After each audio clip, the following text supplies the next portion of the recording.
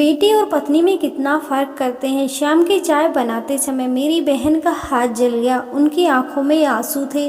पापा ने देखा तो तुरंत उसका हाथ पकड़ लिया। तड़प से गए, जल्दी से उठे और मरहम ले आए। अब मरहम भी लग रहा है और माँ की क्लास भी। आखिर इसे रसोई में क्यों भेज रही हो? 1000 बार कह चुका हूँ कि इससे कोई काम मत कराया करो। उसकी माँ खुद भी काफ़ी परेशान थी कि उसकी बेटी का हाथ जल गया है और उसकी आंखों में दर्द झलक रहा था। मैं कहाँ खुशी से भेजती हूँ, कल को इसकी शादी होनी है। लोग क्या कहेंगे कि माँ ने कुछ नहीं सिखाया?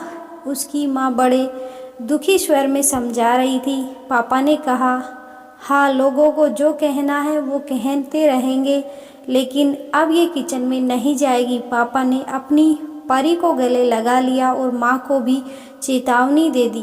बेटी को खुश होना चाहिए था, लेकिन वह नहीं हुई। वह बस अम्मा के हाथों को देखती थी, जिनकी अंगूठे पर सब्जी काटने के निशान थे। कितनी बार उनके हाथ चले थे, काले दाग जैसे निशान थे।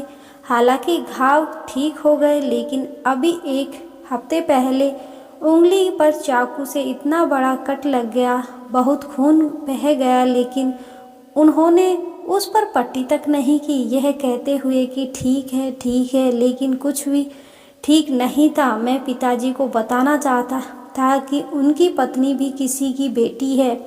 उनके पिता अब इस दुनिया में नहीं रहे तो क्या हुआ, उनका पति तो जीवित है। आप अपनी पत्नी के बेटी के दर्द पर तो तड़प उठे, लेकिन दूसरों की बेटी का क्या? वह जाकर किसे बताए, किसे महसूस होगा?